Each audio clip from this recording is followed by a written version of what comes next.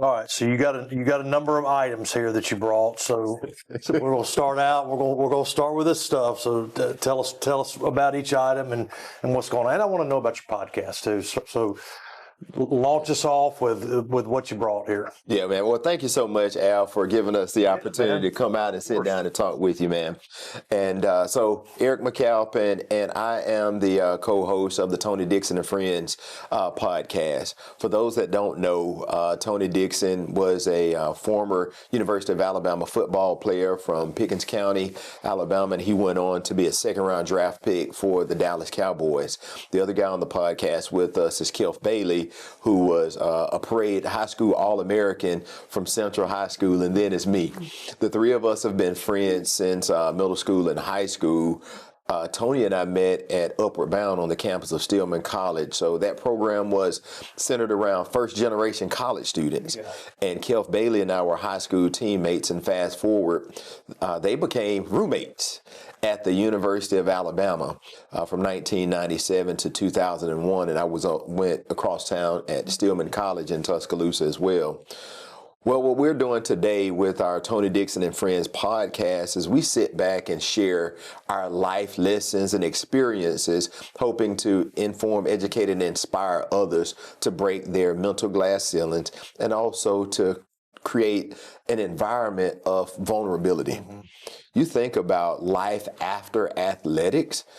What happens when those claps stop? What happens when you break out of that locker room and you're no longer in that environment and you have to enter into the next stage of your life? Some people can deal with it and some people don't. And that's what we sit down and talk about. We sit down on our podcast and share the fun stories, but also just some of the life lessons that we've learned from athletics into fatherhood, family, as well as what we do today in corporate America. Tell me a little bit about this book. I'm interested in that. So the book, Beyond the Glass, is an autobiography of Tony Dixon and his life. When you think about the glass and going beyond the glass, it's a metaphor. If you can see, he's halfway beyond the glass, mm-hmm. where he's becoming vulnerable and transparent. And behind the glass is where we find isolation, but we also find an opportunity to mask how you feel. And so many people in their lives only show half of who they are. Part of it is because they don't know how to, but in athletics, we've been taught to suppress our feelings. Mm-hmm. And he decided to open up and share the story of his life with the world. Mm-hmm. And I'm just so grateful to be a part of the journey with him. Mm-hmm. And why do you think it's so difficult for men to be vulnerable and be transparent? So, Al, when you think about it, you're a former coach. When you're on a team, whatever that team is, if you as an athlete open up and share vulnerability, if you let a coach know that you're hurt or you're injured, there's always the threat of you losing your position, something being taken away from you. And over the course of your life, we've been taught to suppress that. In athletics, you toughen up, you fight through it. Now, there's some good and bad with that because it teaches mental toughness, it teaches physical toughness as well, but it also teaches isolation and suppression. And when there's times that you do need to open up, you've been conditioned from the ages of Pop Warner, Little League, up until high school, college, and even in the pros to keep it to yourself. Mm-hmm. And that's just something that we've been conditioned to do, mm-hmm. not to share. Mm-hmm. And why is that detrimental to somebody, as an adult? Why is it detrimental for somebody to live in isolation and not open up and share and be transparent? Man, there's times in your life that you need help, mm-hmm. but there's times in your life, and I don't want to make it a negative thing, but there's times in your life that you need community and don't know how to find community. Mm-hmm. I found myself even in my own home, there are some times that I would expect. I've been married to my wife for today's been 19 years. So we've got married in 2006. September of 2026 will make 20 years. There's times in my life where I'm working on my job and I just expect her to know the pressures of the job that I'm dealing with. And in some cases, your energy is just thrown off. Right? You're carrying the load, you're running your business, you're out trying to make sales, and you expect those around you to know. And you start acting funny, you started snapping, when the reality of it is as simple as a conversation. Mm-hmm. I later found myself here recently sitting down with my wife and just letting her know, hey, over the next so many weeks, I'm working on a project, and this may take me away a little bit, and I may need to go in and focus on some deadlines that I have to hit. Mm-hmm. Got it. Now all of a sudden my wife realizes that my energy is nothing negative towards her. Mm-hmm. Sure. When you're the person on the other end and I'm acting funny, acting different toward you, you don't know why. Mm-hmm. So the person that's receiving that treats it as if there's something wrong with them. It may not be personal towards them. It may have nothing to do with them, and it could be something that's going on internally with you. So let me ask you this question. What challenge in your life has gotten you interested about this? Because there was a certain challenge in my life that made me really think internally and think about these kind of things that were about vulnerability and transparency and opening up. So for you, what was the challenge that kind of spurred you to care about this? So I would say there's a series of events that have taken place over a course of time. Right? So there's been pockets. One, I grew up one of 7 kids, growing up with my mom and dad, 3 sisters and 3 brothers. I realized that being the youngest of 7, we all think differently. Mm-hmm. My parents had to all treat us fair, but treat us different. Fast forward, I go to work. This is a conversation, Al, that my wife and I had. I started with the company that I'm with today in 2005. I progressed and I became a sales leader, leading a team of about 10 sales professionals. I went home one day and I used to get frustrated. I'm a high achiever. I want to win. I want to succeed. And my wife broke it down to me and she told me, she looked me in my face. She said, Eric, guess what? Not everybody thinks like you. Mm-hmm. What do you mean not everybody thinks like me? Mm-hmm. You don't want the best for yourself. You don't want to do that. And she said, everyone has different goals. Everyone has different objectives. And when I realized that earlier on in my career, I realized that, hey, I need to sit down and get to know the goals and the objectives and the life background and situations of the other people that you're in close proximity with. What are they trying to accomplish? What are they trying to do? What's holding them back? Mm-hmm. What hurts are they bringing with them into this relationship? Mm-hmm. And once I realized and started doing that, it started making life a little bit better. Yeah. Well, for me, it was that, I've lost both parents. For me, it was, I lost my dad in 2011, and that got me thinking a little bit more introspectively. And then in 2021, I lost my mom during the pandemic, unfortunately, and that really, that was the hardest thing that I've ever had to deal with, without question. That's the hardest thing, and so, but what it got me interested in was men, in particular, in terms of, I think going back to what we're talking about, men internalize things. They don't open up and share because they don't know who to share with. They don't know where to go. And so just encouraging men to open up and be vulnerable, and then me being more attentive to, different people out there. So that was the challenge that kind of brought me interested in this. Yeah. Going back to your point, I had an interesting epiphany a while back about, we're so goal oriented, and a lot of those goals have to do with like external things. But, do we have internal goals? When you're an athlete, you just always want to get to the next level. So for you, what have you done to kind of work on that internal man that really needs to have goals set for him?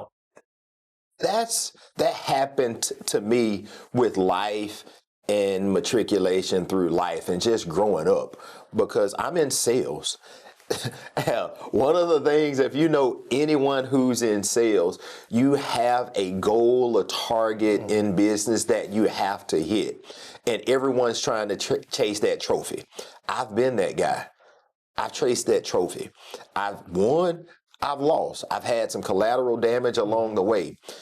But through prayer and through life experiences, my goals and my targets have shifted. You had mentioned, losing your parents. I haven't lost my parents. My mom and my dad are both in their 80s, and I'm thankful to God each and every day that they're alive and they're here with me today. But I lost one of my sisters, my youngest sister. She was 8 years older than me. I lost my sister in 2008. And to see that experience brought my family, closer together. Got it. Time is limited. Maybe my target, my assignment may not be chasing that goal on my professional job. Maybe my assignment and my goal may be to get closer to my family.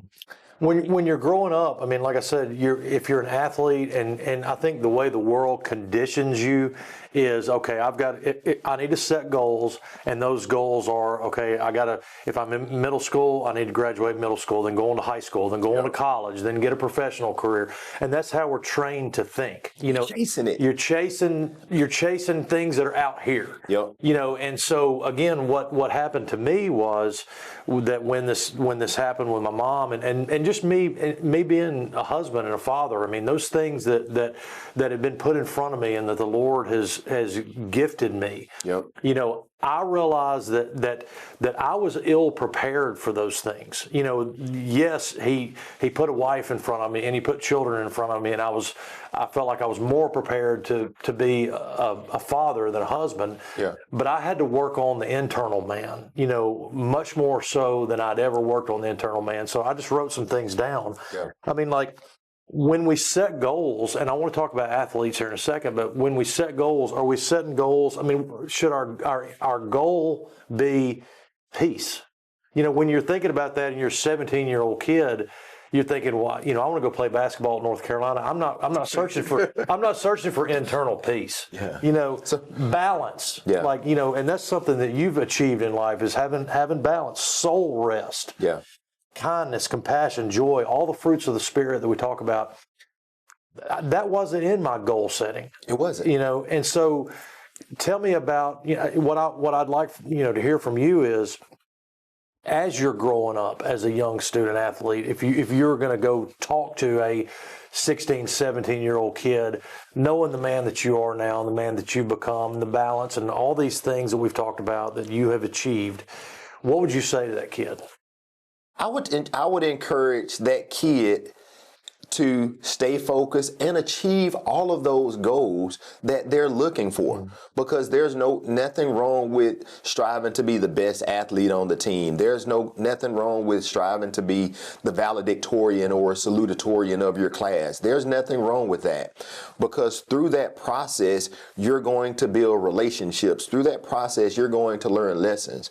I would challenge the parents to allow that child to set goals, but also allow that child to fail. Be there for them as a safety net to support them, but allow those children to make mistakes. The things that that you as a child, that you're going to set your goals toward, some you're going to hit and some you're going to miss, but allow yourself to fail and allow yourself to make mistakes.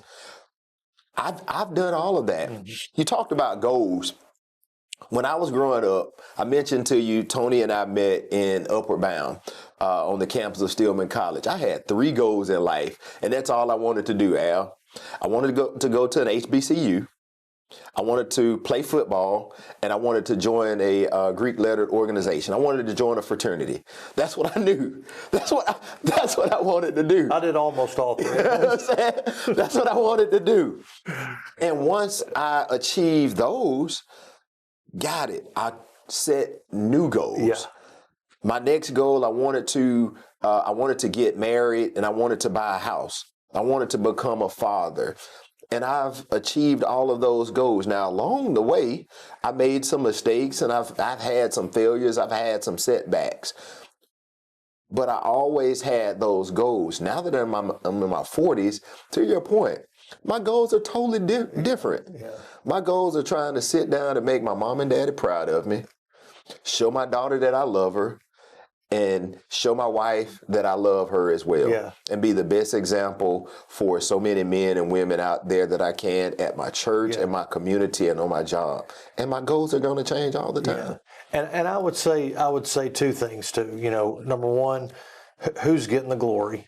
And if I was talking to a 16, 17-year-old kid, who's getting the glory? And then what kind of man am I becoming? Because you can achieve those goals. You can absolutely get what you want.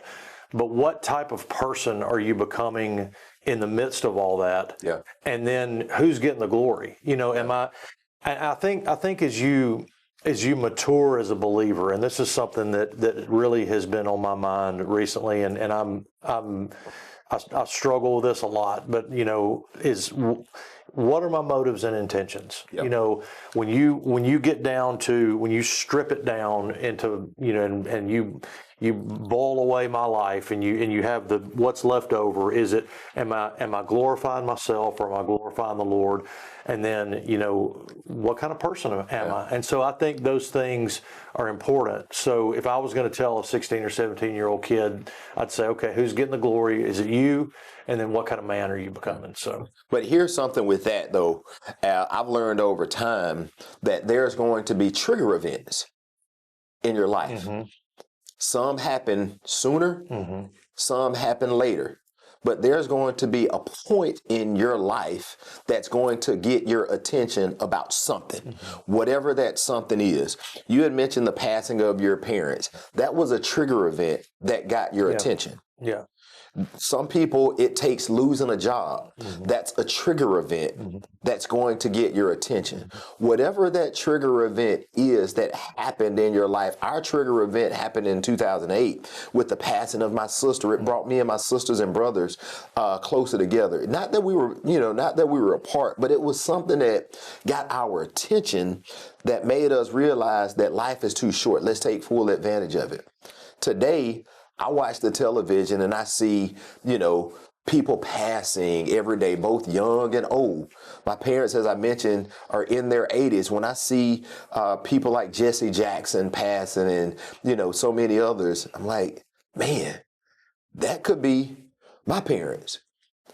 I use that as a reminder to myself, to my sisters and brothers, let's not lose sight of what our goal should be right now. Mm-hmm. Our goal should be right now, as we're getting older, it should not be about us. It's about our parents. Mm-hmm. Let's show our parents that we love them. Let's show appreciation to our parents. Because back to athletics, I can remember a time, Al, when I was playing ball, you look up in the stands, and what do you see? What do you hear? People cheering for you. Mm-hmm. People are cheering for you. Now, at the point that I am, at my age, and me and my family, those cheers are shifted. We're cheering for other people. Mm-hmm. We're cheering for my parents. I'm cheering for my kids. Who are you cheering for? Mm-hmm. Because they were there cheering for you. Sometimes those cheers are going to change. Mm-hmm. And for athletes, a lot of times, a trigger event may be that it comes to an end. That it could be an injury, it could be something that's just totally unexpected. And what I noticed in my life was that when my athletic career came to an end, I was 16 years old when I graduated high school. I played 2 years of junior college basketball at Walker College here in Jasper, and when that came to an end. In 1997, 1996, I can't remember. It's so long ago, Eric. Yeah. But I was looking for something to fill that void in my life and fill that time in my life, and I didn't fill it with things that were of the edifying and redeeming quality. So for somebody, let's talk about people that struggle in their post-athletic career lives. How do you find purpose, as you're moving in, away from your athletic career into quote unquote real life? So that's part of our conversation about vulnerability and trying to find purpose. Because once you lose it, you still think that you've got it. I'll tell you about my situation. You mentioned you played 2 years of junior college basketball. I graduated from a powerhouse, Central High School in Tuscaloosa, Alabama. I can tell you about that personally. I will tell you about it. 6A powerhouse, right? Yeah. So when I graduated high school, I knew that everybody that graduated, the defensive backs before me, Kelf Bailey went to the University of Alabama, and so many others went on to Division I athletics. I graduated, I went to Stillman College, and Stillman College in 1999, we were just bringing back the football team. So I went out, and it was eye-opening for me to go from being a starter on a 6A, top 10 team in the state of Alabama to being on a field with 300 guys at Stillman College trying to find a spot. While I was there, I got discouraged. I was like, man, there's too many people out here. How are we going to find a spot? Sometimes, Al, God redirects you. Mm-hmm. God redirects you to the purpose that he's got for you. I skipped practice. But I skipped practice not to go and hang out, but I skipped practice because I saw that they had a meeting for school officers. For the first time in my life, August of 1999, on the campus of Stillman College, I became the freshman class president. I knew nothing about what I was doing when it came down to school government. But what I realized was that, for me, you ask, what do you do post-athletics? It redirected me to a different route. It put me in the position of leadership. I used a lot of the relationships and the platform that I had as a student athlete to inspire my fellow student athletes.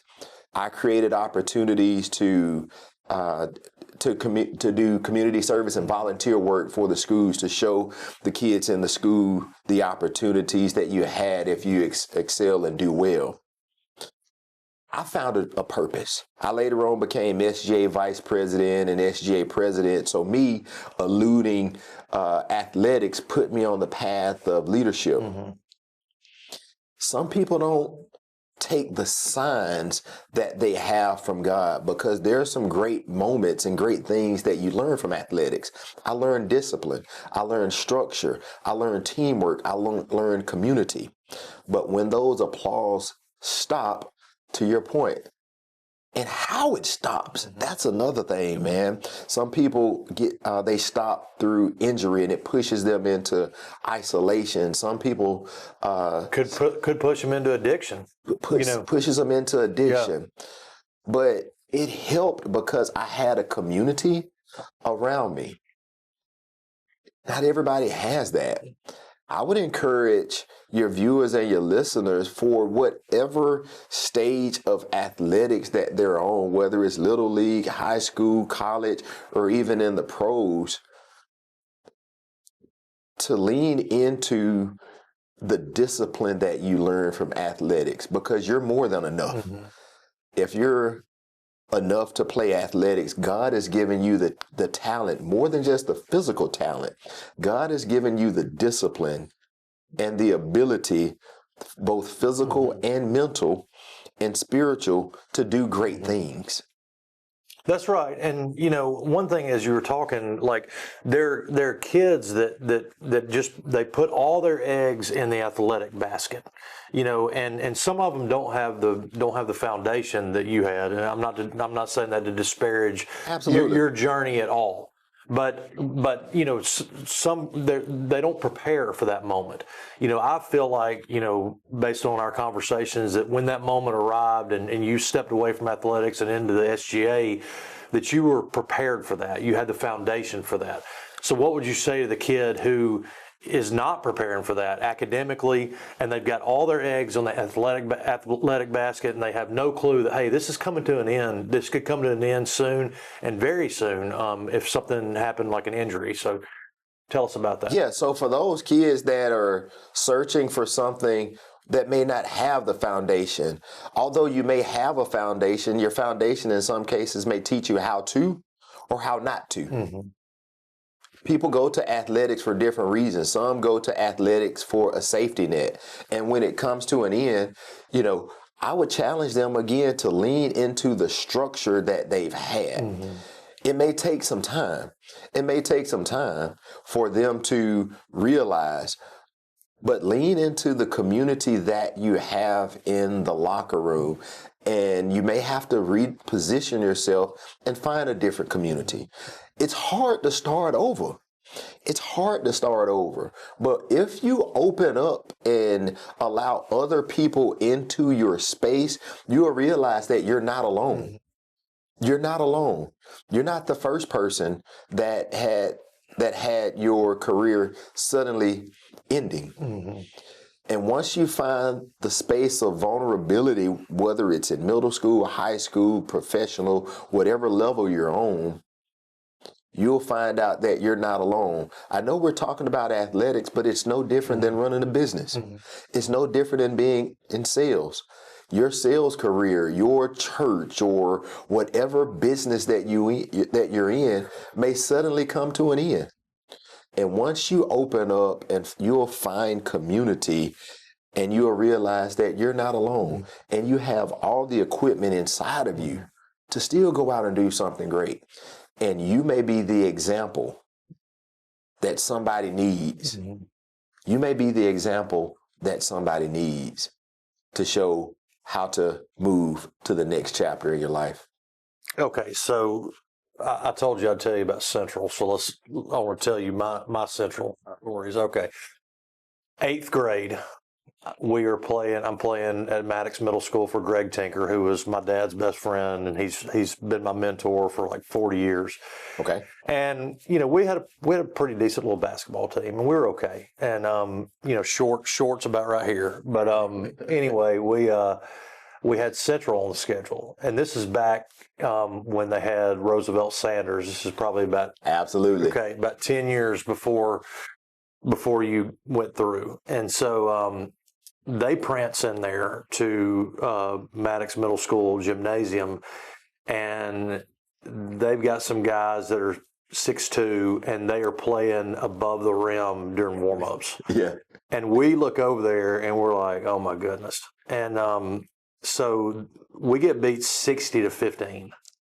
I still remember the score. I mean, they dominated 60-15. But the worst part about it, Eric, was that we had to go to a dance later that night. So we had a dance, an 8th grade dance. Yeah. So we get destroyed on the basketball court, and then we have to go to this dance. And so we're all just crestfallen going in here. But this was also kind of during the time. This was right around the time that they had that. There was like a 50-something game win streak. I think they won 2 state championships in a row, and they were dominant. Yep. Anyway, our varsity had a game called Pack the Pit, and they invited Central to come to that game. And our gym was his name Sarner Gymnasium, and it was shaped like a pit, so we called it Pack the Pit to try to pack the gym out. We actually beat Central during that time. But growing up, I told you my cousin was, and aunts and uncles, and, we'd go to Tuscaloosa, and all of them went to Central. So anyway, that's my Central story. And so I've got a lot of respect for your alma mater. And of course, we've got a lot of great friends that are from Tuscaloosa. Yeah. But it was pretty bad having to go to that dance after you get, beat so bad. And everybody knows it. And everybody knows it. I know you're a man of faith, and I know that is such a big part of your life. And so I just want to know about your faith journey. Yeah, man. So I grew up in the church. And been an active member of the church for so long. One of the things that was cool about the church that I grew up, Beulah Baptist Church in Tuscaloosa, Alabama. My past pastor was, rest in heaven, is Reverend W.J. Long. In 1991, our church was one of the first churches in Tuscaloosa that had a gymnasium. Okay. Speaking about basketball, we were one of the first churches that had a gymnasium. So On Saturdays, our parents, on Friday nights, we would call around, make sure that we had all of the young men, and we would meet up at the church on Saturday mornings, 8, 9 o'clock in the morning. I was a crusader. And once we had our crusader meeting to start us off, that was the first 30, 45 minutes, had a Bible lesson. We would open up and have the gym. And we played basketball at the church for 3, 4 hours on a Saturday. So it started as a community, and you get so comfortable going, and you want it to go. And while you're there, you so happen to learn about Christ. It created a space of community for us growing up, saying you're being a part of all the church programs, with Easter and with Christmas, Mother's Day, and all of the events that you have in church. Actively participating in church, I learned leadership. I learned public speaking. You're standing in front of a room at 9, 10 years old in front of 200, 300 people, having to recite Bible verses and speeches and things like that. Later on, I grow up, of course, going into high school, you drift away a little bit, still going, but it doesn't mean the same. You go to college, again, still active, still being a part of church. But again, once you get into the real world, you realize what church really means. You realize what church really means and how much you have to lean and depend on Christ. I want to go back and talk about, you talk about athletics. Growing up playing football at Central, we would work out during the day and work out early in the mornings, work out in the afternoons. Once I graduated high school, graduated college, I still used to work out. Now, still working out in my 40s, my morning time workouts have turned into meditation. It turns into meditation. I use that time of exercising to strengthen my faith. I use that time to get up in the morning, stretch, and I isolate myself. In high school and in college, you work out in the community, you work out with a teammate and so on. But now I work out by myself. But I go to a public facility to work out. But I use that time, I listen to my spiritual music because I need to get my mind right. When you think about the life lessons of Jesus and all the miracles that he performed those miracles out in front of the crowd and in front of the multitude, but he was still awake. I found that now I have to still away to get recentered around life. There's going to be ups and downs and journeys in my life that I've gone through and that I've experienced wins. I've experienced losses on my job, with emotional disappointments, whether it's with myself or with others. But I utilize my time now to strengthen my faith and learn lessons that are taught in the Bible so that I can recenter myself. And it has allowed me to grow so much. It's funny, man, when you talk about some of the lessons in the Bible, how the lessons in the biblical days are so applicable today. Just a couple of the stories in the Bible that I've learned to apply today. The relationship with Timothy and Paul in the New Testament. That was a early sign of mentorship. Absolutely. That was an early sign of mentorship. Yeah. If Timothy looked up to Paul as his mentor, I've learned that I need a mentor in my life. When you think about some of the stories about Moses, David, how David was anointed king at an early age, but it took him 17 years to take the throne. I learned patience. Although you may have the talent, although you may have the abilities and the potential, but sometimes it's not going to come to you when you want it. Sitting back, growing up in church, you listen to those stories, but Al, it hits different when you get into a different stage in your life. Yeah. And, as I've gotten older, I just had to continue to grow through different lessons and different situations. But I utilize my workouts now, being a part of the 5 a.m. club, to go and isolate myself and to meditate and reflect. And each and every day you get stronger and stronger. It's interesting because, I'll have times where sometimes I'll go on like these like emotional sort of roller coasters in a way. And one thing that I notice is when I'm starting to feel down and I'm starting to feel discouraged, I need community. I need relationships. I need my guys, and so I think we have that inherent, going back to what we talked about isolation. I think that's why a lot of people are disenchanted and are discouraged because they haven't built a foundation of relationships around it. And I can just feel it when I don't have that. Yeah. But there's also an interesting dynamic in life, in that, hey, we do need silence. We do need solitude, and for me, it's, I may not look like it, but I mean, I'm and I need to get back on the pavement pretty soon, but I've been running, and what I like to do is, when I'm running, I'll put a sermon on or something.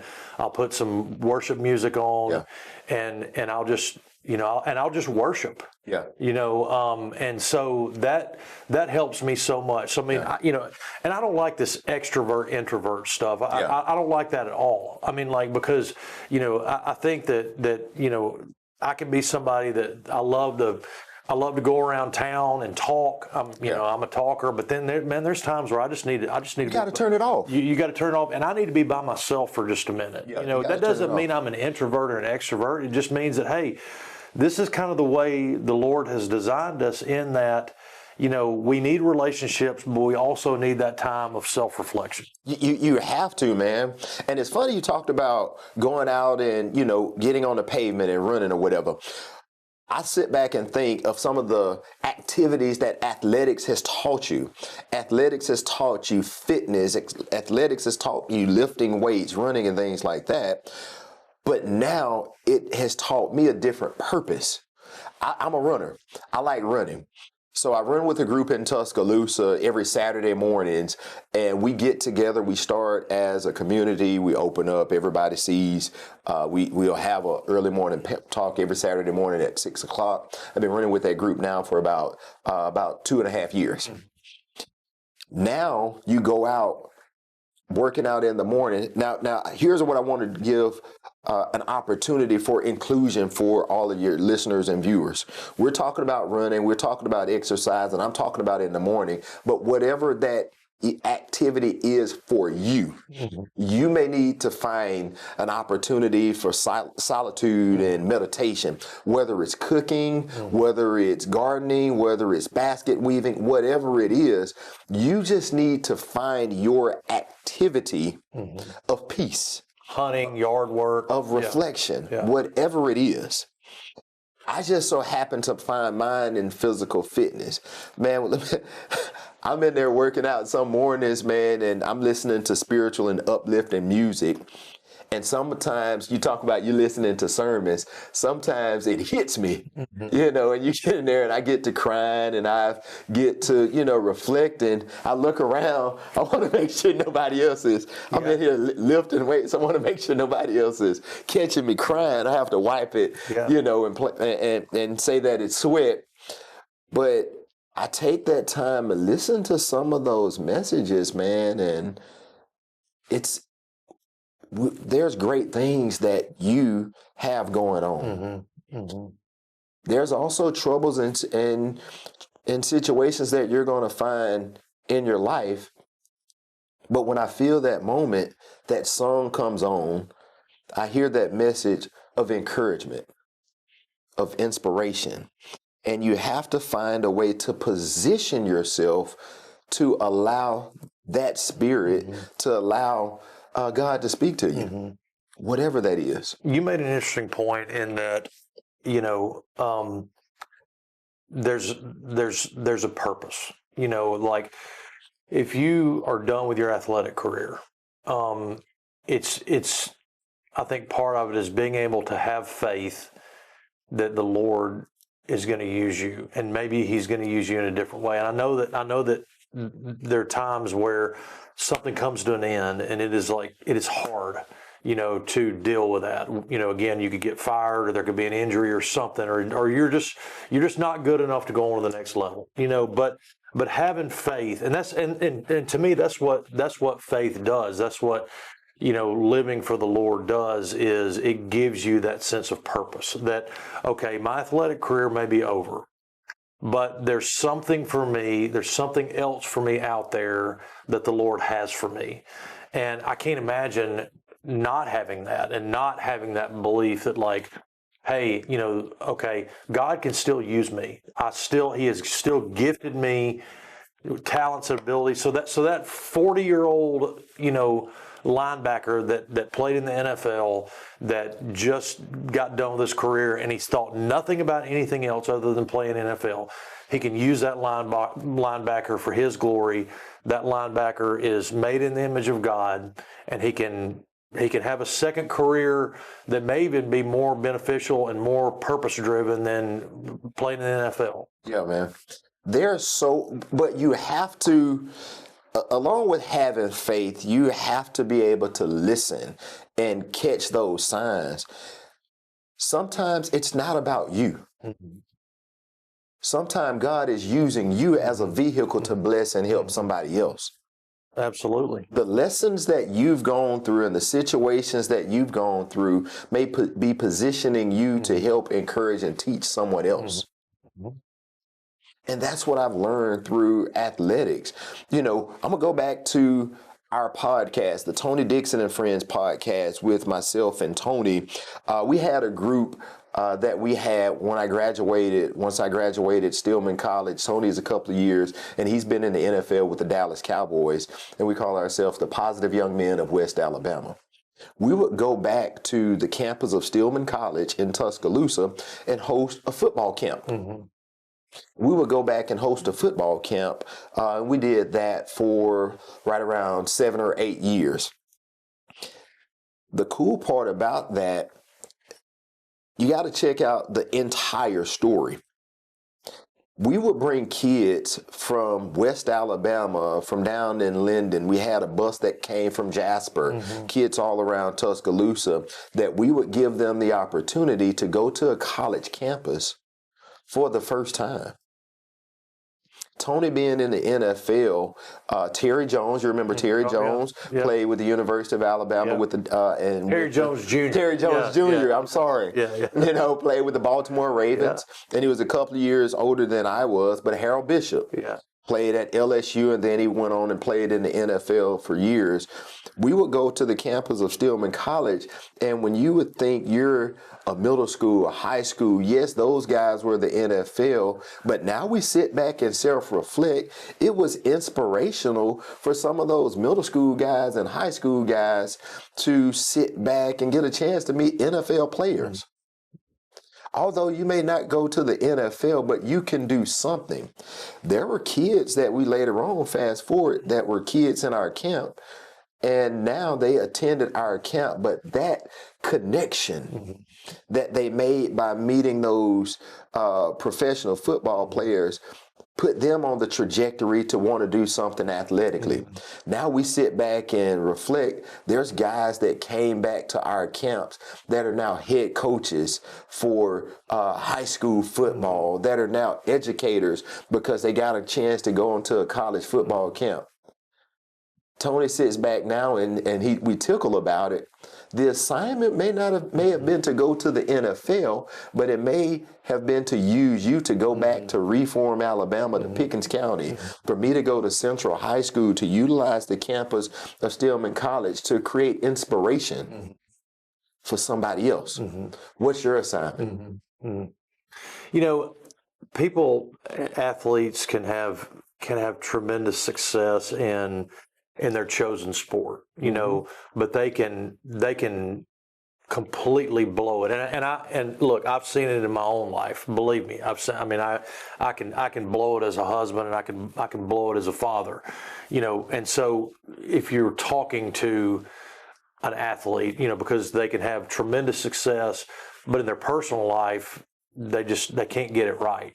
There may be off the field issues, or they may not be the husband or the dad or that they need to be. So how would you counsel somebody about that? That's a hard one, man, because that's something that we've got to walk through together on.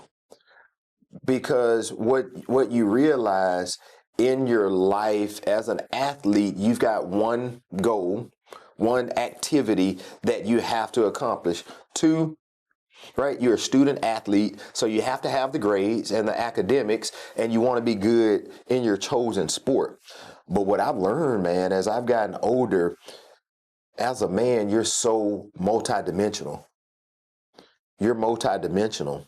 You have to be good on your job. You have to be good as a father. You have to be good as a husband. You have to be good as a leader in whatever chosen activity that you have in the community. You have to be good as a athletic coach, right? You're coaching a team. Mm-hmm. I have to be good at my activity with my church. I'm an officer at my church, and we're pulled in so many different directions. And again, I go back to that point of solitude. I take an opportunity each and every day to reflect, and I realize what my priorities need to be. And sometimes your priorities may need to shift. Mm-hmm. We oftentimes hear the buzzword about work-life balance, but I like to say work-life integration, mm-hmm. because in some cases on a scale, the scale may tilt from time to time, but you want to be able to integrate. There's going to be times that you're going to have to sit back, and you may have to lean in and put work to the side a little bit. I don't want to say it for, the employers out there, but you're going to have to put work to the side a little bit, reposition. You got to do your job. I want to be clear, but you may have to lean into your time for being a father. Your parents may get older. You may have to lean in to be a caregiver. Why do you think let me ask it this way. Why do you think athletes struggle? Like there's successful athletes that just crush it at their sport, but why do you feel like they struggle at home or struggle in their personal lives? Okay, so for so long, you've been the man or the woman in whatever chosen sport. For so long, people have applauded you. Mm-hmm. For so long, you've seen your name, your face, your pictures in lights. Mm-hmm. What happens when those applause stop? Mm-hmm. What happens when those lights go down? And sometimes people are always chasing that emotional high. Mm-hmm. And by chasing that emotional high, some people find it hard to let it go. Mm-hmm. And some people, some people find that emotional high in drugs and alcohol, or some people get into the working world and trying to chase, to be the top of whatever their chosen profession is. And when you're met with challenges and people are pushing back to let you know that you're not on the field, mm-hmm. you're not the star, mm-hmm. you're equal. Mm-hmm. At home, you're equal at work, you're equal in the church.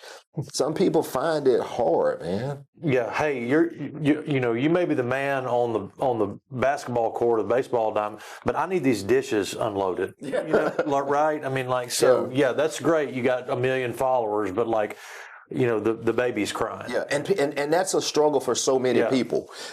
And I know we talked about athletics, but even once you pass athletics, when you work, when you're on your job, I've got friends that I'm good friends with. My mentor, CEO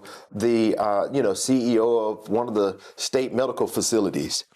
He finds himself, yes, he's the CEO there, but he's husband here. Mm-hmm. He's dad, granddad here. Mm-hmm. That role has to change. And when you've been playing sports for 20 years of your life or 10 years of your life, and people have been applauding you for so long, that takes a toll on so many people. And I think that's why so many people struggle life after athletics. I had a moment a few years ago that really told me kind of where I was with respect to that. And I've said it many times. I mean, I have not excelled at being a great husband. I'm working on that, and I'm slowly becoming a decent one. But it was a Saturday morning, and man, I love my work. I love to work, and sometimes I can pushed that to being a workaholic, but it was a Saturday morning. And typically I would, try to get a little work done on a Saturday, morning, and then try to put that to the side and then spend time with my family. And so I was downstairs at our house working, and my wife came to the top of the stairs and said, "Do you want to go outside and hang out with the family outside?"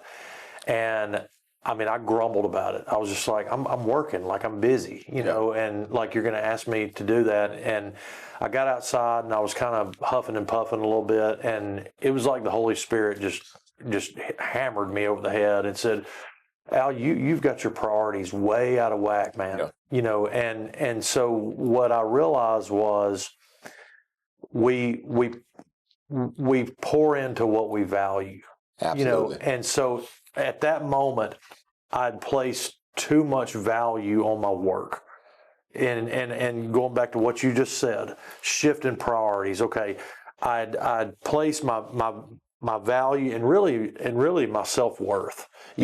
My self-worth was so tied to and attached to what I did and being productive and working, that my family life was really suffering. And so I had to really start to value, okay, being a good husband needs to be ahead of my work. Being a good father needs to be ahead of my work. Work needs to, not that you don't want to work hard. Absolutely. And again, we're not trying to, make employers upset here. We're not trying to say that, but if work is ahead of family, then you've got your priorities out of them, and you need to kind of check what you value. Yeah. And so that was a thing for me. But here's a rough thing about that, though, Al. Life is so complex. Life is so complex, and what I've learned is, in some cases, it's how we build community in conversation. Your wife could have said something to you, and she could have attacked you and antagonized you and made you feel bad. And oftentimes when we're communicating with people, we communicate so aggressive that we push them closer towards whatever they're trying to do. So she could have antagonized you so much that it could have pushed you towards work. Or some people could be pushed and antagonized that it pushes them towards drugs and alcohol because of the way that you come to me. And what I've learned over time is, in some cases, patience will allow you to sit back and wait, and there's going to be something or someone else more qualified to deliver that message to you. There's someone out there right now that may want to tell their spouse or significant other to close that laptop and may not know how to do it. I would say to that person, just be there, but be patient. Allow them to make those mistakes. Allow them to work a little bit. And when the time is right, you're going to realize sometime, and I just pray that it's not too late, but the time is going to hit you that you may need to spend more time with your kids. You may not need to go out and, go hunting or fishing or playing ball when you need to be at home with your significant other. So one thing I noticed about kind of the way I was operating was, I think we tend to gravitate toward what we're excelling in. Come on. So, for me, and this is going around the same time that I was, had this exchange with my wife about playing out in the yard, but I was knocking it out of the park out here. Yeah. And I was failing miserably in my own home. And so, I think that was a piece of that, was that, hey, I'm struggling with my family life. And so instead of me leaning into that and placing a higher value on that and going, hey, I'm going to put the work in to be a good husband. and I'm going to value that. Or I'm going to put the work in to be a good dad, and I'm going to value that. Instead, I leaned into my work. And I think a lot of men do that. Absolutely. That whatever they're excelling in, they're going to lean into that and put the work in to be better at that. And then this kind of stuff is going to take the back burner. Thankfully, I had a patient wife who waited on me, but also I had to put a lot of work in. I mean, I've had to do a lot of work on myself. Going back to what we're talking about working on the internal man. And so I just think that's an important piece of it, is that a lot of times we gravitate toward what we're excelling in, and then if we're struggling, we put that on the back burner. But that's with so many different things that you do in your life. I know you're talking about your relationship, but even when it's on your job, we're always searching affirmation, confirmation, approval. Yes, applause. No one wants to hear no. No one wants to hear that you need to work at getting better. No one wants to hear that you're not good enough, because not being good enough is a negative connotation. That when I tell you that you're failing or you're not good enough, that means you need to improve, because we're always chasing perfection. One of the slogans that we use on the podcast with the Tony Dixon and Friends is progress over perfection. When you're raising your kids, everybody is thriving to have A's and B's. You're thriving to be on honor roll. You're thriving to be on the dean's list. You're thriving to be the best. You're thriving to get it right. You're thriving to make, your parents proud of you, and you're chasing that. But in some cases, having a mid-grade, as long as the effort is there, may be okay, because you may not get it right now. That doesn't mean that something is wrong with you. That just means you're a work in progress. As long as you're trying to get better. And that's great for you, Al, to be able to have that self-reflection, to recognize what's important and recognize what you're missing. Some people don't take the time to recognize that I need let me pause, myself included. Sometimes we don't take the time to recognize that, hey, I'm chasing the yes, I'm chasing the things that I'm good at, but I need to go back and work on improving over here. If you're talking to someone in the corporate world, you may be excelling in sales, but you may need to go back and work on your operation skills, or your relational skills. Yeah. You may be good at you may be good at public speaking, but you may need to go back and work on your administrative skills. We've always got to work on our relationship skills. We've always got to do that, because there's never going to be, that's never going to not be important. For me, it was that I'm getting pretty real here, and I really don't want this to be about me. I mean, we're having a conversation about life, but for me, I detested the hypocrisy of myself, because the person that I was showing out here was not the person that I was in my own house. Yeah. And I grew to detest that person. Going back to my middle school coach, Greg Tinker, he has a great saying that I think, it's one of the best sayings that I've ever heard, and it's simply this: live one life. Yeah. Live one life. Yeah. And the person that you are in public, there ought to be no difference between the person you are in public and the person you are in private. And that is the challenge for every man. Yeah. Whether that be, hey, what I'm doing in private versus what I'm doing in public, or the person that I'm presenting. I can be a showman out here, and I can really, but when you get into who am I in my own house? Who am I in my private life? Is that more reflective of who I am, or is it on the football field or the baseball diamond or the basketball court or out here at the post office? Which one is Al Blanton more? And so which one is Eric more? Is Eric more this guy that's out here, or that's performing on a field, or is it the person when nobody's watching? That's a great question. That's a great question that I think that so many people need to answer. And that's a great question that so many people need to think about. When we talk about who we really are, one thing I know is that you, like you said, you always have to be true and authentic to who you are. When you think from the faith-based community, sometimes your life is the only Bible that some people read. How are you living your life? How are you showing up? What do the others around you think about you, and what do they say about you?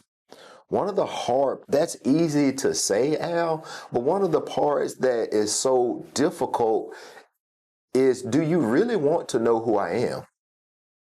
Do you really want to know how I am? Do you really want to know, and will you really accept me for who I really am? When you're trying to chase athletics, when you're trying to chase promotions on your job, the world is so judgmental. Mm-hmm. There's so many, from an athletic perspective. Are you a 2-star, 3-star, 4-star, 5-star? Mm-hmm. Are you qualified for some of the jobs? What are you doing in your spare time? And we're always trying to chase those next opportunities. And it's hard for you to show your true, authentic mm-hmm. self. Mm-hmm. But over time, through the grace of God and through life and matriculation, people tend to evolve, mm-hmm. and they have the opportunity, and you get comfortable in your own skin to show who you really are. And sometimes, man, you just may need to throw yourself out there and let people know that I'm a hot mess. I don't have it all together, but I'm working on it. Mm-hmm. You know, you bring up an interesting point, and then it's something that I've been thinking a lot about recently, and that's labels. You know, the world, I mean, the way the world operates, man, I mean, it just puts labels on you.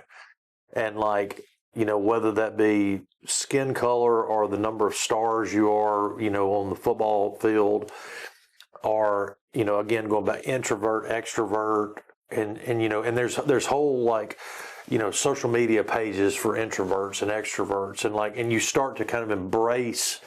And so you become whatever that label is. And I don't want to get into political discussion like today, but like D versus R, Democrat, Republican, conservative, liberal. Well, okay, well, if I'm in that camp, if I'm in the conservative camp, then I'm looking at the world through conservative lens. If I'm a, you know, 4-star, then I'm looking at the world through that lens. If I'm, and you know, you place value or greater value or, you know, my social media following, like I've got 220,000 likes, you know, or followers, and that's a label. And so, like, I just think that, like, I think that can really, really be detrimental to people. And the label that I need to be thinking about is, I'm created in the image of God. I'm loved by, you know, the creator of the universe, who is for me.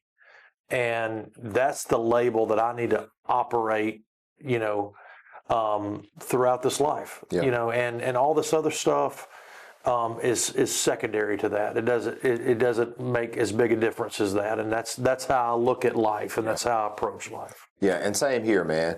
I think at the end of the day, once you strip down all the labels that you have on us, we all want the same core things. We want to be happy, healthy, and reasonably prosperous. I think that's the foundation of mankind. We all want the same thing. And we have to find a way over time to eliminate some of those distractions. They're going to be there, but accept each other for who they are and how they are and what they think. One of the cool things about life is you have the opportunity to get exposed to so many different things. Athletics teaches you exposure, community. It creates that network so everyone can get together. on your job, and through, again, athletics. You get to go to so many different places and so many different communities. You have the have and the have-nots. You have those that are thriving and those that are struggling. I get all of that. But at the end of the day, the person that has may not have it because of their own skills and ability. Some people may start further along the road than others. Some people that start further along may not know how to deal with the success that they've been blessed with. Mm-hmm. Some people may be behind, not because of fate of their own. They may just be behind because they didn't have all the skills and abilities or the opportunity presented to them to be successful. They may already be starting behind. But at the end of the day, make the best of what you have. Mm-hmm. Use your skills, use your ability to help somebody else and to glorify God. Because again, I say, we all want the same thing. I want to be safe, happy, healthy, and reasonably prosperous. You know, getting married and having children, it has really exposed just how selfish I am. You know, and I think that you know, back to your point, you know, you may have to put the hunting down and the fishing down and all that kind of stuff, and so it's really, you know, it's really counterintuitive to, you know, a lot of people that have been pushing and looking for that success. And it's that concept of like dying to self. Yeah. Okay. That every day somebody said, you know, the first thing I need to do when I wake up in the morning is kill Al. And, you know, that's obviously that's a metaphorical death, of course. But I mean, like, there goes my pen. But, but that's the first thing that I need to do is, and, you know, but my flesh is so strong, and like, you know, and I just realize every day how much of a strong pull that is. And so, you know, being able to die to self, and every day where I can, you know, consider others more important than myself. And then just having that soul rest so that maybe the things that I've struggled with in my life, or some trauma or frustration or negative emotions that I've experienced through various causes and trigger points, as you mentioned earlier, that I've taken control of that, and I've submitted that to the Lord, and I've put the work in internally so that I can have soul rest, so I've gone vertical, so that I can go horizontal and treat other people around me the way they deserve to be treated. And that was the piece I was missing. You know, losing my mom, dealing with childhood trauma, not working on that like I needed to, not valuing that piece in here, looking for success out here versus looking in here to try to find soul rest, peace, the fruit of the Spirit. That's where I struggled mightily. And so that's what I would say to somebody is, hey man, you know, yeah, you may be awesome at baseball, but put the work in to try to resolve the trauma, get over the childhood stuff, deal with negative emotions, so that you can operate horizontally out here and relationally, and that you can have success outside of, you know, your athletic career. But there's also, when you're in those environments, you have to be aware and listen to some of the signs that people are going to give you. I'll give you a story, Al. So my wife and I, we got married. I started working at the company that I'm with today in Tuscaloosa, Alabama. Fast forward in 2011, I get promoted from Tuscaloosa to Montgomery, Alabama. So if you know anything about Tuscaloosa to Montgomery, that's about 100 miles. So it's about Highway 82. Highway 82. That's about an hour and 45 minutes. Yeah. So we would go down. My wife at the time was a hairstylist. So she shifted her work schedule. Instead of working Tuesday through Saturday, she pushed it back just, again, so that we can have a family, so that we can be together and continue our marriage. We would go down on Sundays in two separate cars. I would go down first. She's directly behind me. I would go to work. We had an apartment downtown Montgomery. I would go to work during the daytime, 8 to 5, go to work and work out in the afternoons. 5, come home, 5:30, 6 o'clock. I go to the gym, 7:30, come home, eat. It's time to go to bed. My wife looked at me and she told me, why am I here? Why am I here? I was chasing that job. Mm-hmm. But here's a message that I have to give my wife credit for, and so many other people may need this message. She offered me a solution. Mm-hmm. In 2012, my wife said, why am I here? She suggested, instead of me working out, because she knew that that was important to me, she suggested that I reposition it. Instead of working out in the afternoon, go work out in the morning times. Mm-hmm. She still allowed me to be true to who I was. She didn't meet me with, with anger, frustration, or anything like that. She called me out, right? She called me out, but she offered me a positive suggestion. So many times people recognize things that are wrong with us, but they're not able to offer solutions. Mm-hmm. So many times we recognize things that are wrong with ourselves, but we don't recognize and offer solutions. Mm-hmm. That conversation could have went, totally different direction. But because of the love that I have for my wife, the commitment that I saw that she had for me, our obedience to God, she was able to offer me a solution. Since 2012, I've been working out at 5 o'clock in the morning times. I go to work out in the mornings, work out in the afternoon. Go to work during the daytime. In my afternoons, I'm able to obligate to, to my family. Mm-hmm. Now, when you talk about being made aware, we started the conversation about athletics. There's no question that people know that athletics is something, football is something that keep me and my dad grounded. We're followers of high school football in Tuscaloosa. My wife knows that I love football. I love my dad.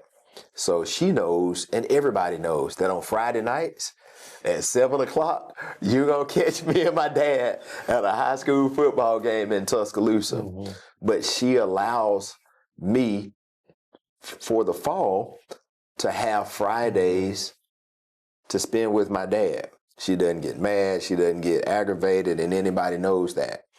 So I would say to anyone that's listening to us right now, if you recognize a shortcoming of someone else, are you offering solutions to get better?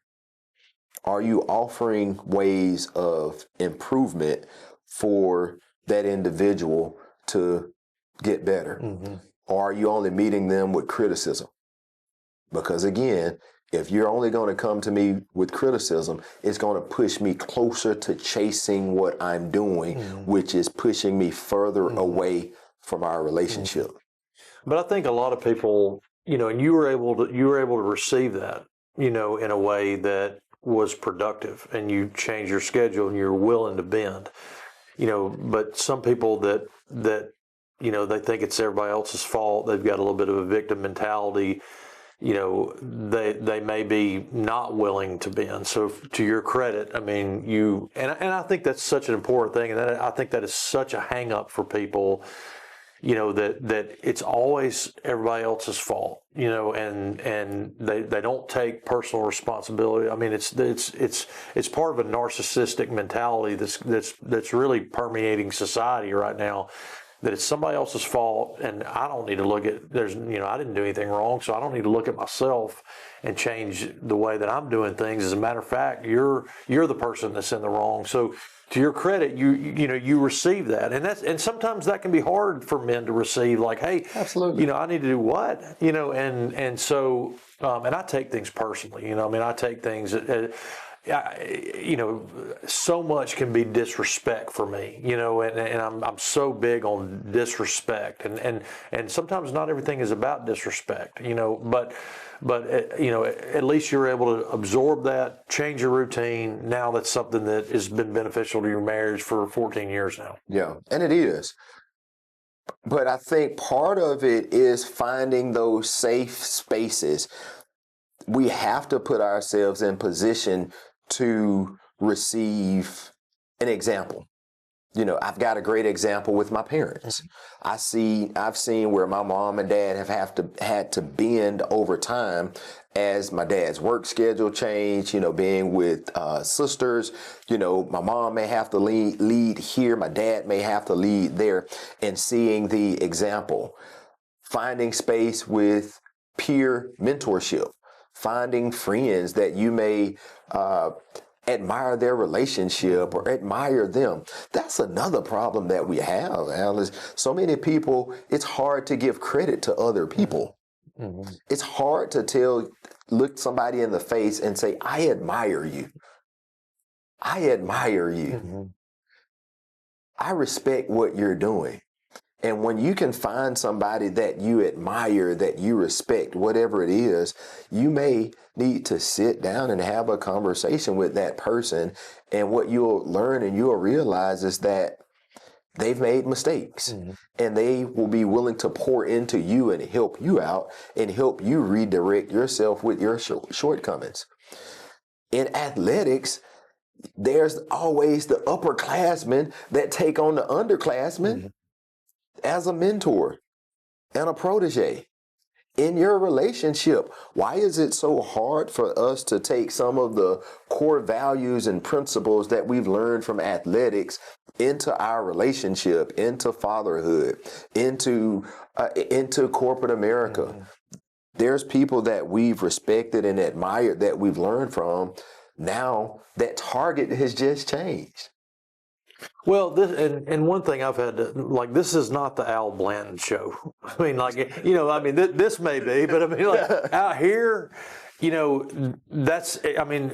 have such a tendency to feel like the world revolves around us, and it really doesn't. I mean, but what, something that you said that hit me is when you think about a successful marriage, when you think about long-term marital success, and I'm sure that your parents are like this.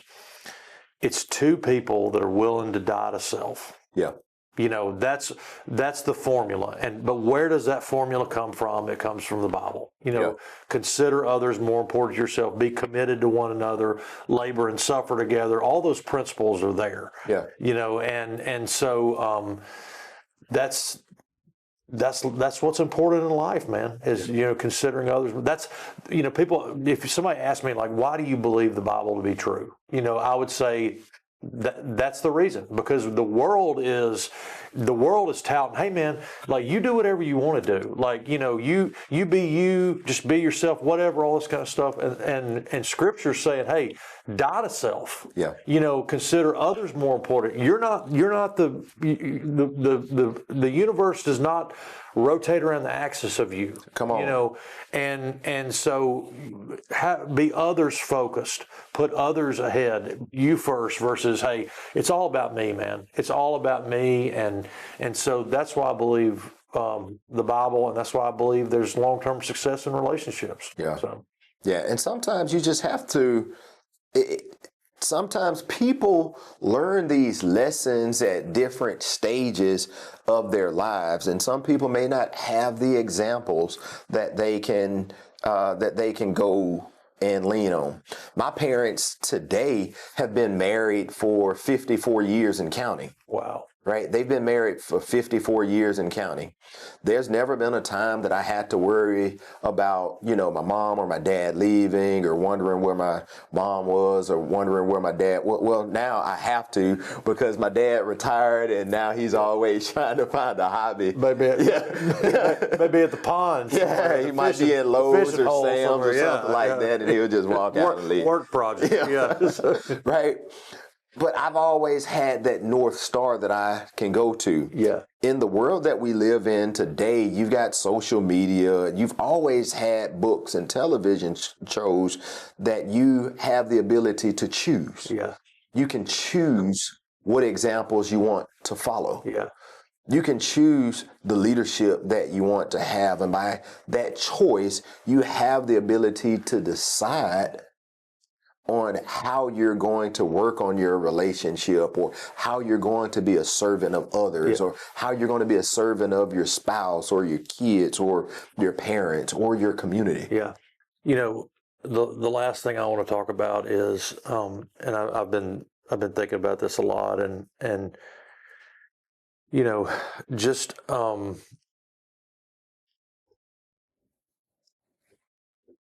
love my dad. You know, he was awesome. I mean, he was hilarious. But I think in some ways, you know, I wish he would have prepared me for life more. You know, and when I think about my growing up years and playing sports and all that kind of stuff, you know, I think athletics is a good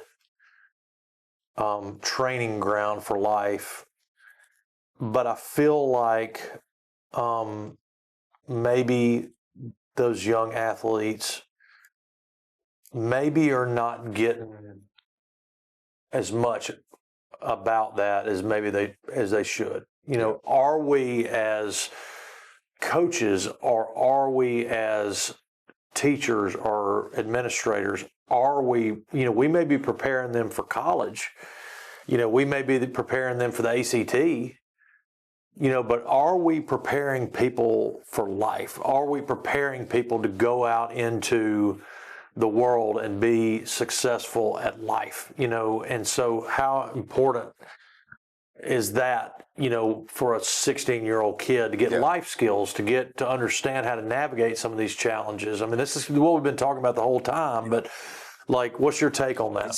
It's hard, man, to accept the training. One, I think that in some cases you're going to have a coach, teacher, professional that's influencing you that may still be trying to grow and figure it out themselves, right? And they're trying to work through their life and figure things out. And they want to win. And they want to win. Yeah, right. So, but one of the things that I struggled to learn earlier on when my dad was trying to teach me, and he would always tell me this.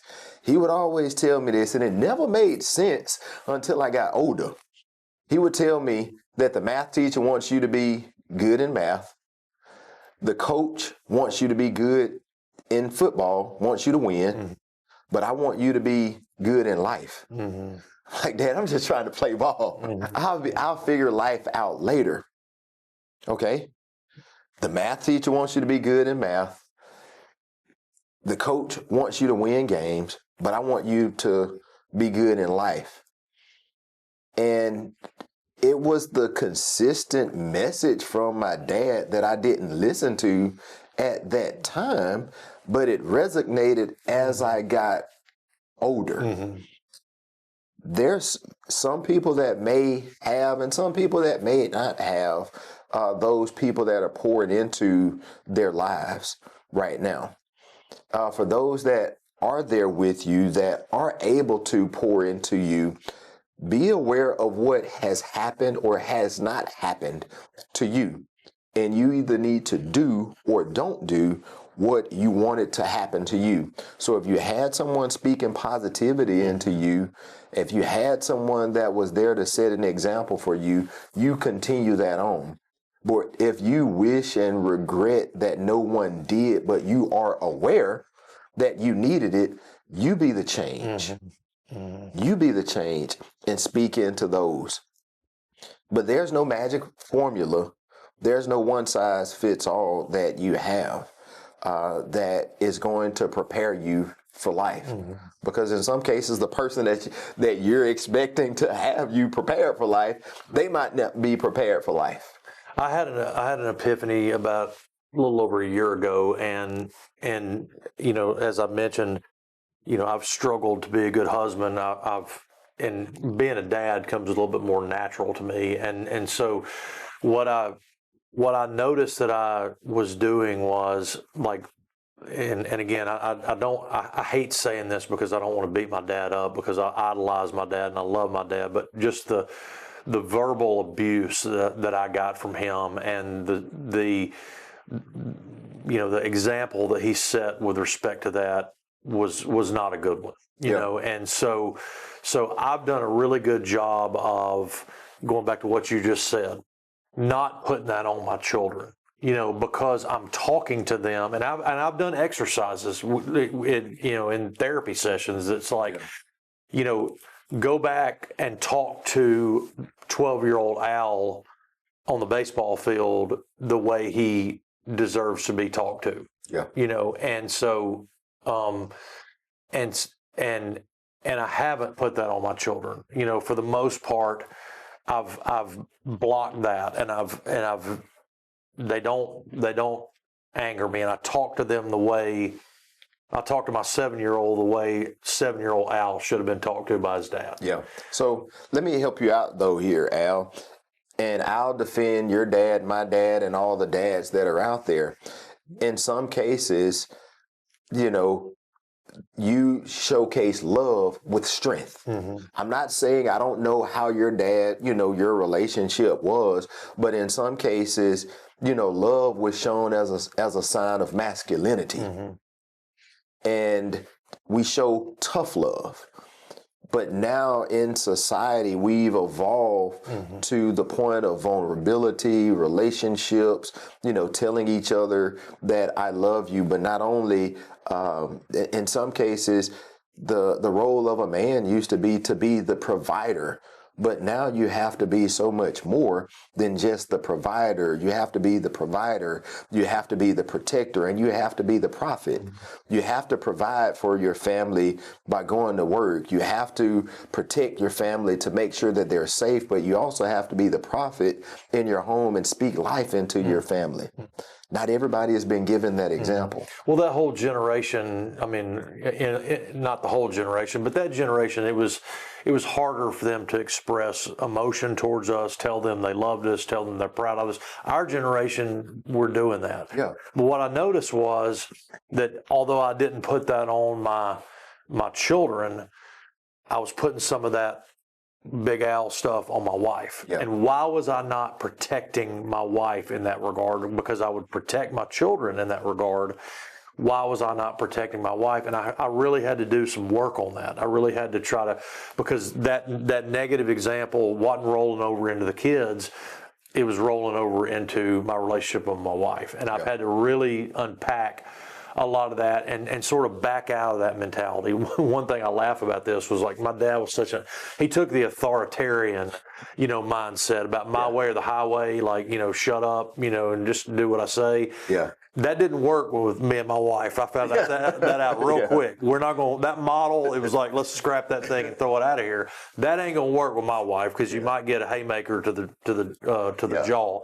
So I had to kind of scrap that, but it has taken me 8 years to unpack that negative stuff that was dumped on me. And again, I'm taking responsibility for it. I'm not trying to say it's all his fault, but I've had to own that. Yeah. And I've had to put the work in to, again, try to be a better husband to her. And so that's an interesting dynamic in my life. That, hey, I'm for the most part talking to my kids, the way they deserve to be talked to. Yeah. But, again, that goes back to that hypocrisy that I felt too. Like, hey, I can be nice to everybody out here. Yeah. But the people that we are closest to are the ones that we're gonna, do this to. So, yeah. But I want to speak to that point. Is that the great part about it is you are aware of it. Mm-hmm. And there are so many people that are aware, either in themselves or in others, that there's an opportunity for self-improvement. The cool part about it is, once not only were you aware, you acknowledged it. Okay, this is right, this is wrong. But shout out to you, because you did what I would say is the third A, was you took action. Mm-hmm. Some people are aware, but don't acknowledge. Some people are aware and they acknowledge, but they don't take action. And if there's someone out there right now that's aware of some improvements that they need to make in their life, whatever position of life you find yourself in, not only be aware, but acknowledge it, get the support, and take action. Be the change that you wish to be. Yeah. Let's wrap up by talking more about the podcast. Like, tell people where they can go to find the podcast. How often is it coming out? And when are you and I going to Dallas? Oh, man. So the Tony Dixon and Friends podcast, you can find it on all your major platforms. We're on Spotify, Apple Podcasts. We're on YouTube. We're on Facebook. And the energy behind the Tony Dixon and Friends podcast is just this. It's three guys that sit down and share our experiences in life. We don't have it all figured out. We don't. But we sit down and have transparent conversations. The unique thing about it is we realize through the three lenses of Tony Dixon, Kelf Bailey, and Eric McCalpine is that we're all chasing the same goal of life. We all have the same struggles and shortcomings of life, but so many men don't have open conversations.